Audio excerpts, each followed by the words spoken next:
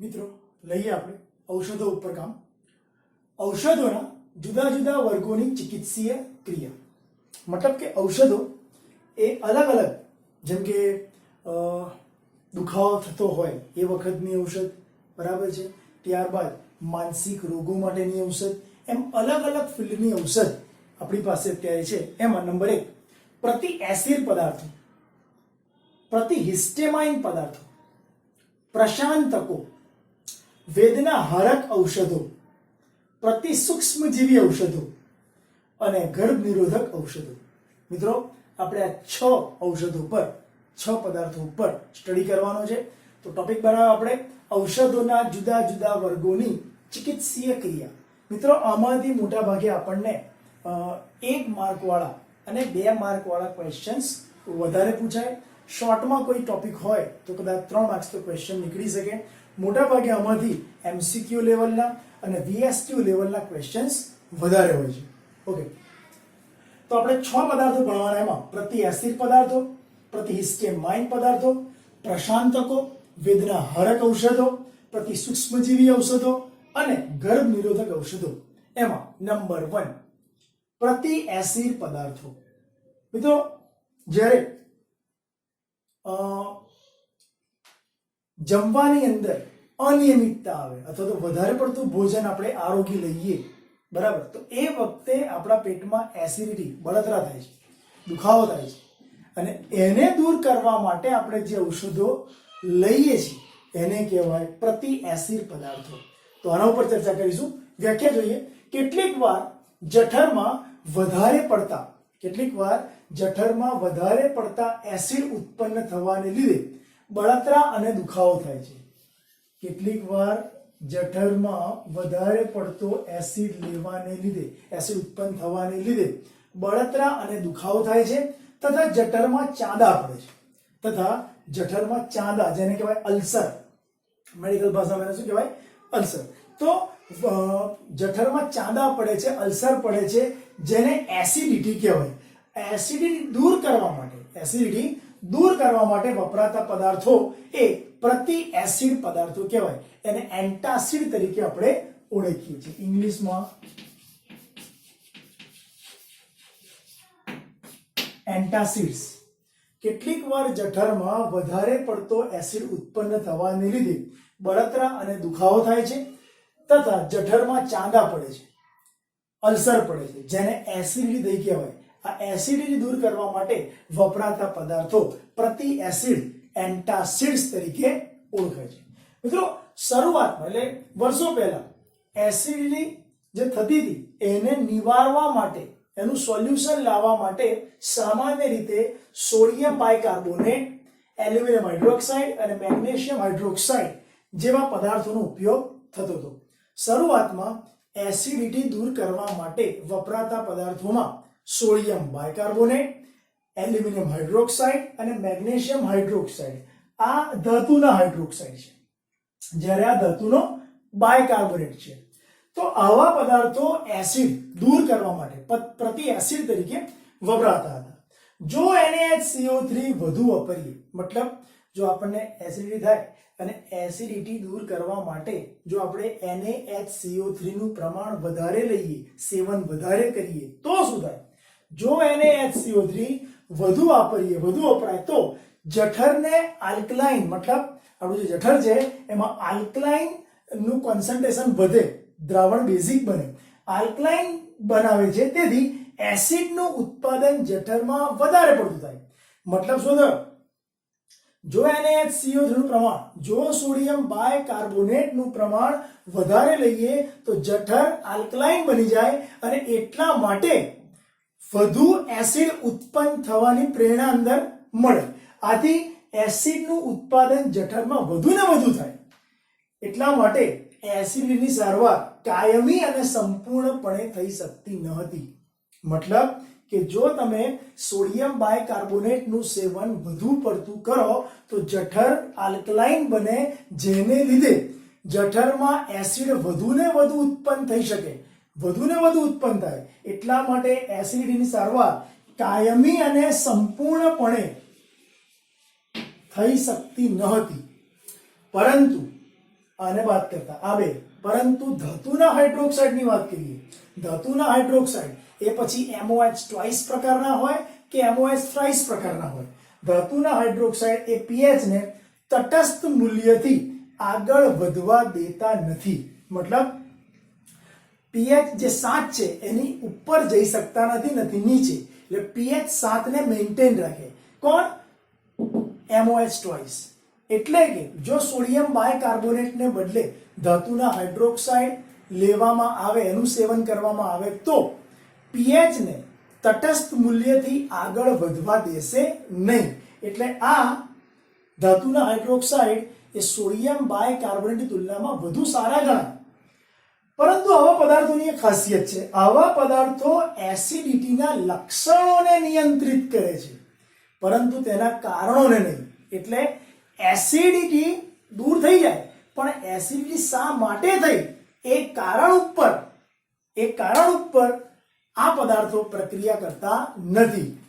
વાસ્તવમાં એસિડિટી માટે જવાબદાર એક હિસ્ટામાઇન છે અને હિસ્ટામાઇનને રોકી શકતા નથી. મતલબ શું થયો કે આવા પદાર્થો એસિડિટીને નિયંત્રિત કરે છે પરંતુ એસિડિટી થવા માટેના જે કારણો છે એને નિયંત્રિત કરી શકતા નથી. એટલે ધાતુના હાઇડ્રોક્સાઇડ પણ વધુ સારું પરિણામ આપી શકતા નથી. હા, દર્દીની સારવાર સોડિયમ બાયકાર્બોનેટની તુલનામાં સારી થઈ શકે છે, પણ અહીંયા દર્દીની સારવાર સરળતાથી કરી શકતા નથી. કોણ? આ ત્રણે. ઓકે, આગળ. કેટલીક વાર વધુ ચાંદા પડી ગયા હોય તો સર્જરી દ્વારા ઈજાગ્રસ્ત ભાગને દૂર કરવો પડે છે. મતલબ કે ચાંદા વધુ પડી જાય તો છેલ્લે કોઈ છૂટકો નથી, સર્જરી કરાવવી જ પડે અને એટલો ભાગ, અલ્સર વાળો ભાગ એ સર્જરી દ્વારા દૂર કરવું પડે છે. તો મિત્રો, હું શું કહેવા માંગુ છું કે પ્રતિ એસિડ પદાર્થોની અંદર આટલાનો સમાવેશ થયો ખરો, પણ હજુ આ વધુ સારું પરિણામ આપી શકતા નથી. કેમ કે જો સોડિયમ બાયકાર્બોનેટ વાપરીએ તો જઠરમાં એસિડ વધુ ને વધુ ઉત્પન્ન થઈ શકે છે અને ધાતુના હાઇડ્રોક્સાઇડ જો વાપરીએ તો એસિડિટી દૂર થાય, પણ એસિડિટીના લક્ષણ નિયંત્રિત થાય. એ એસિડિટી થવા માટેના જે કારણો છે એના ઉપર કોઈ અસર કરતો નથી. તો મિત્રો, અત્યારે આપણે પ્રતિ એસિડની વાત કરી ગયા, એક વાત ફરી જોઈ લઈએ. કેટલીક વાર જઠરમાં વધારે પડતો એસિડ ઉત્પન્ન થવાને લીધે બળતરા અને દુખાવો થાય તથા જઠરમાં ચાંદા એટલે કે અલ્સર પડે, જેને એસિડિટી કહેવાય. આ એસિડિટી દૂર કરવા માટે વપરાતા પદાર્થો એને પ્રતિ એસિડ પદાર્થો કહેવાય. શરૂઆતમાં પ્રતિ એસિડ પદાર્થો તરીકે sodium bicarbonate, magnesium hydroxide, aluminium hydroxide જેવા પદાર્થો વપરાતા હતા, પરંતુ જો NaHCO3 વધુ પ્રમાણમાં વાપરીએ તો જઠરને આલ્કલાઇન બનાવી શકે છે. તેથી એસિડનું ઉત્પાદન જઠરમાં વધુ ને વધુ થાય. પરિણામે એસિડિટીની સારવાર કાયમી અને સંપૂર્ણપણે થઈ શકતી નથી. જો ધાતુના હાઇડ્રોક્સાઇડ વાપરવામાં આવે તો pH ના જે મૂલ્ય છે, pH મૂલ્યને આગળ વધવા દેતી નથી. pH ના 7 મૂલ્ય, તટસ્થ મૂલ્યને આગળ વધવા દેતી નથી. પરંતુ આવા પદાર્થો એસિડિટીના લક્ષણોને નિયંત્રિત કરે છે. એ એસિડિટી ઉત્પન્ન થવા માટેના કારણોને નિયંત્રિત કરી શકતા નથી. દર્દીની સારવાર ઈઝીલી થઈ શકતી નથી. કેટલીક વાર વધુ ચાંદા પડી ગયા હોય તો એ ચાંદા વાળો ભાગ, અલ્સર વાળો ભાગ સર્જરી દ્વારા દૂર કરવો પડે છે. તો મિત્રો, પ્રતિ એસિડની અંદર આપણે જોઈએ કે આટલું. હજુ અંદર પ્રતિ હિસ્ટામાઇનની ચર્ચા થોડી કરીશું. ઓકે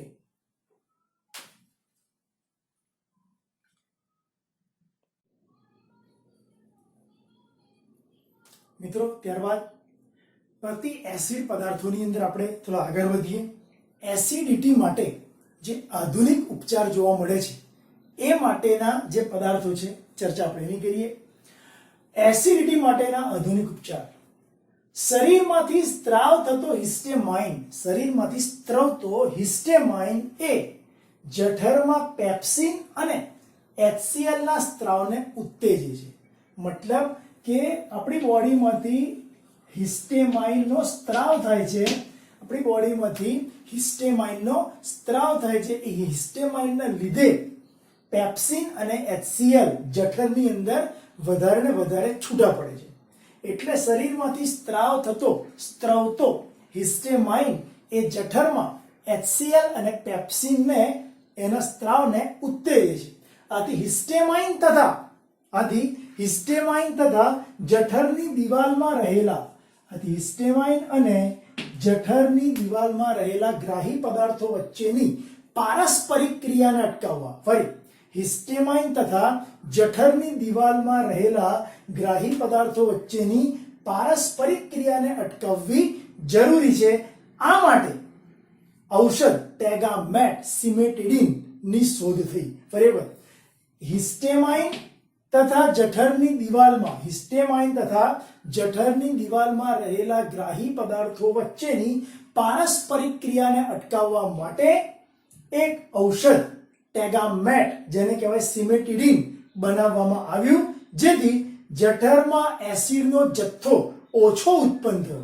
એટલે કે તમે હિસ્ટેમાઇન તેમજ જઠરમાં રહેલા ગ્રાહી પદાર્થો વચ્ચેની આંતરક્રિયાને અટકાવવા માટે એક ઔષધ શોધી, જેને તમે ટેગામેટ અથવા સિમેટિડિન નામ આપ્યું. આ ટેગામેટ અને સિમેટિડિન બેમાંથી કોઈ પણ એને લીધે જઠરમાં એસિડનો જથ્થો ઓછો ઉત્પન્ન થયો.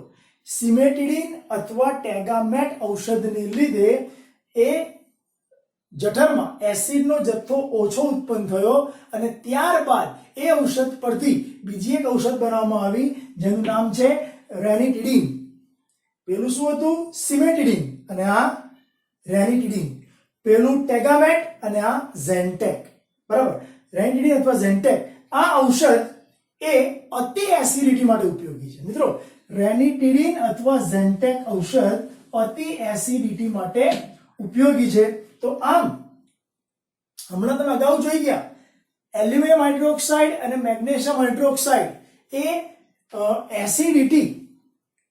એસિડિટીને સ્ટોપ કરે છે, એસિડિટીને રોકે છે. પરંતુ એસિડિટી કયા કારણસર થઈ એ કારણ ઉપર કોઈ અસર કરતો નથી. એટલે એલ્યુમિનિયમ હાઇડ્રોક્સાઇડ, મેગ્નેશિયમ હાઇડ્રોક્સાઇડ એ એસિડિટીને દૂર કરી શકતા નથી, ટેમ્પરરી એ કામ આપે છે, એટલા માટે ઔષધ કહેવાય નહીં.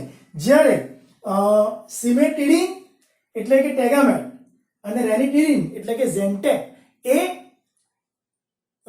હિસ્ટેમાઇન ઉપર એટેક કરે છે, મતલબ કે હિસ્ટેમાઇનના સ્ત્રાવને રોકે છે, તો હિસ્ટેમાઇન પર કંટ્રોલ કરે છે, જેથી એસિડ જઠરમાં ઓછો ઉત્પન્ન થાય છે.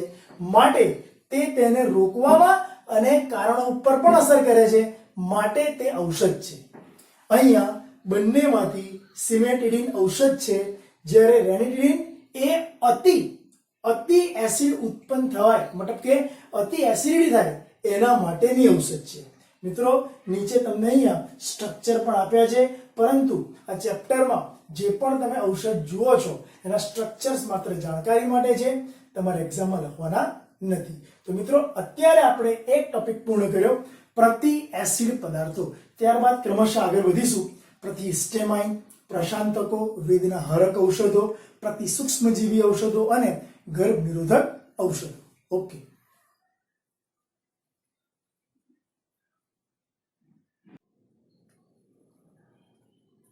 ફ્રેન્ડ્સ, ત્યારબાદ પ્રતિહિસ્ટામાઇન ઔષધો પર કામ કરીએ.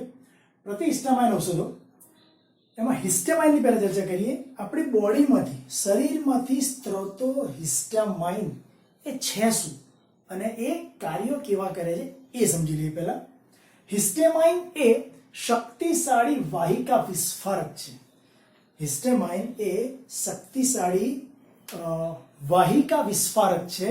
ઓકે, આગળ તેના કાર્યોની વાત કરીએ તો તે શ્વાસનળી અને અન્નનળીના લીસા સ્નાયુનું સંકોચન કરે છે. શ્વાસનળી તેમજ અન્નનળીના જે લીસા સ્નાયુ છે એનું સંકોચન કરે છે, ઢીલા પાડે છે. ત્યારબાદ તે અન્ય સ્નાયુઓ જેવા કે રુધિરની પાતળી વાહિની અને એની દિવાલના સ્નાયુનું સંકોચન કરી શકે છે.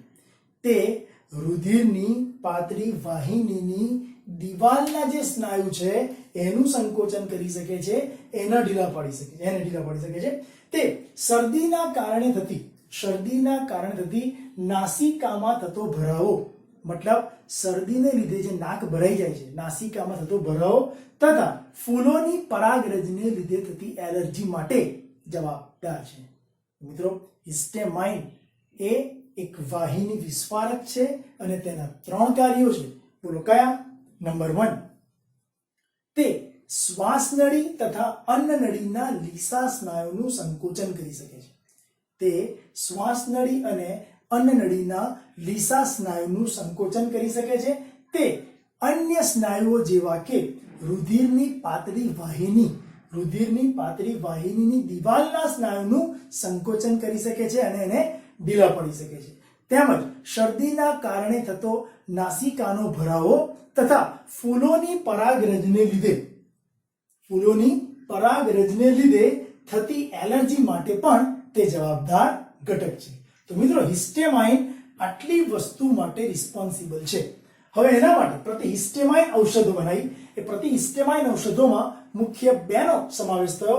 બ્રોમફેનિરામાઇન, જેને ડિમેટપ કહેવાય, અને ટર્ફેનાડીન, જેને સેલ્ડાન કહેવાય. મિત્રો, યાદ રાખવો પડશે શબ્દો થોડા અઘરા છે, નામ થોડા અઘરા છે.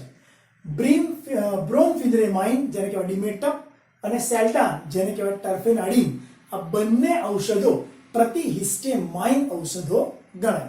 એટલે કે તે હિસ્ટેમાઇન પર અસર કરે છે. અચ્છા, આગળ વધીએ.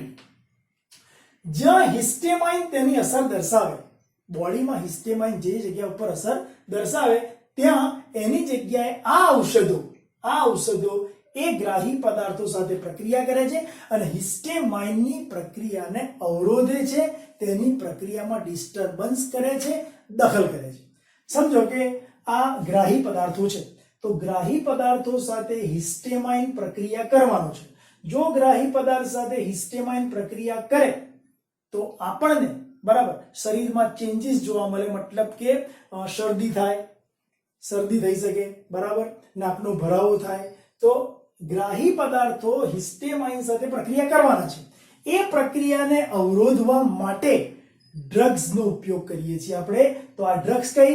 આ બંને, બ્રોમફેનિરામાઇન અને ટર્ફેનાડીન, એટલે કે ડિમેટપ અને સેલ્ડાન. આ ડ્રગ્સ ગ્રાહી પદાર્થ સાથે હિસ્ટેમાઇનને આવવાનું જે હતું એ આવવા દેશે નહીં અને પોતે આવી જશે. મતલબ કે ગ્રાહી પદાર્થો સાથે, શરીરમાંના ગ્રાહી પદાર્થો સાથે હિસ્ટેમાઇન જે પ્રક્રિયા કરે છે એ પ્રક્રિયા ઉપર અસર કરે છે, એટલે કે દખલ કરે છે. અને આ ડ્રગ્સ, ડિમેટપ અને સેલ્ડાન જેવી ડ્રગ્સ, હિસ્ટેમાઇનની પ્રક્રિયાને અવરોધે છે. એટલે લખ્યું છે જ્યાં હિસ્ટેમાઇન તેની અસર દર્શાવે છે ત્યાં તેની જગ્યાએ આ ઔષધો ગ્રાહી પદાર્થો સાથે પ્રક્રિયા કરે છે અને હિસ્ટેમાઇનની કુદરતી પ્રક્રિયાને અવરોધે છે. હિસ્ટેમાઇન જે કુદરતી રીતે ગ્રાહી પદાર્થ સાથે પ્રક્રિયા કરવાનો હતો એ જગ્યાએ આ સેલ્ડાન અને ડિમેટપ એ પ્રક્રિયા કરશે અને ગ્રાહીના બંધન સ્થાન સાથે જોડાશે અને હિસ્ટેમાઇનની પ્રક્રિયાને અવરોધશે. એટલે કે તે તેની સાથે સ્પર્ધા કરે છે. આમ કહી શકાય કે આ ઔષધો, ડિમેટપ અને સેલ્ડાન જેવી ઔષધો એ હિસ્ટેમાઇનને બદલે ગ્રાહી પદાર્થ સાથે જોડાય છે, એટલે કે સ્પર્ધાત્મક વલણ દર્શાવે છે. આમ સ્પર્ધાત્મક વલણ દર્શાવીને હિસ્ટેમાઇનની પ્રક્રિયાને અવરોધે છે. પરંતુ આ ઔષધની એક બીજી ખાસિયત છે. આ ઔષધો જઠરમાં, એટલે કે આ ડિમેટપ અને સેલ્ડાન, આ ઔષધો એ જઠરમાં એસિડના સ્ત્રાવ પર અસર કરતો નથી, એટલે કે તે પ્રતિ એસિડ પદાર્થો ગણી શકાય નહીં. આ ઔષધો જઠરમાંના એસિડના સ્ત્રાવ પર અસર કરતો નથી. કેમ? એટલે કે હિસ્ટેમાઇનના સ્ત્રાવને અટકાવી શકતો નથી. એટલે કે આ ઔષધો ડિમેટપ અને સેલ્ડાન એ હિસ્ટેમાઇનના સ્ત્રાવને અટકાવી નહીં શકતો, કારણ કે પ્રતિ એલર્જી ઔષધો તથા પ્રતિ એસિડ ઔષધો જુદા જુદા ગ્રાહી પર અસર કરે છે. એટલે એનો મતલબ એવો થયો મિત્રો કે અહીંયા ડિમેટપ અને સેલ્ડાન એ પ્રતિ હિસ્ટેમાઇન ઔષધ છે, એટલે કે હિસ્ટેમાઇનના સ્થાને, બરાબર સમજો, હિસ્ટેમાઇનના સ્થાને આ ઔષધો ગ્રાહી પદાર્થો સાથે પ્રક્રિયા કરે એટલે તે પ્રતિ હિસ્ટેમાઇન ઔષધ કહેવાશે. પરંતુ આ ઔષધો હિસ્ટેમાઇનને રોકવામાં અથવા તો એ જે હિસ્ટેમાઇન ઉત્પન્ન થાય છે એની ઉપર અસર કરતો નથી. એટલે જઠરમાં જે એસિડનો સ્ત્રાવ થાય છે એ તો થવાનો જ છે. મતલબ કે આ ઔષધો ડિમેટોપ્સેલ્ડાઇન બંને ઔષધો એ જઠરમાંના એસિડના સ્ત્રાવ પર કોઈ અસર કરતો નથી. તેથી હિસ્ટામાઇનના સ્ત્રાવને અટકાવી શકતો નથી. કારણ કે પ્રતિ એસિડ ઔષધો અને પ્રતિહિસ્ટેમાઇન ઔષધો એ જુદા જુદા ગ્રાહી પર પ્રક્રિયા કરે છે. તો મિત્રો અહીંયા તમે એક શબ્દ ભણ્યા કે પ્રતિહિસ્ટેમાઇન ઔષધો એ પ્રતિ એસિડ ઔષધો નથી. અહીંયા પ્રતિહિસ્ટેમાઇન ઔષધોમાં મુખ્ય વાત એવી કરવાની કે હિસ્ટેમાઇન એ શક્તિશાળી વાહિકા વિસ્ફારક છે. તેના અગત્યના કાર્યોમાં તે શ્વાસ નળી અને અન્નનળીના લીસા સ્નાયુનું સંકોચન કરે છે. અન્ય સ્નાયુઓ જેવા કે રુધિરની પાતળી વાહિનીના દિવાલના સ્નાયુનું સંકોચન કરી શકે, તેમજ શરદીના કારણે નાસિકામાં થતો ભરાવો અને ફૂલોના પરાગરજને કારણે થતી એલર્જી માટે તે જવાબદાર ઘટક છે. ઓકે.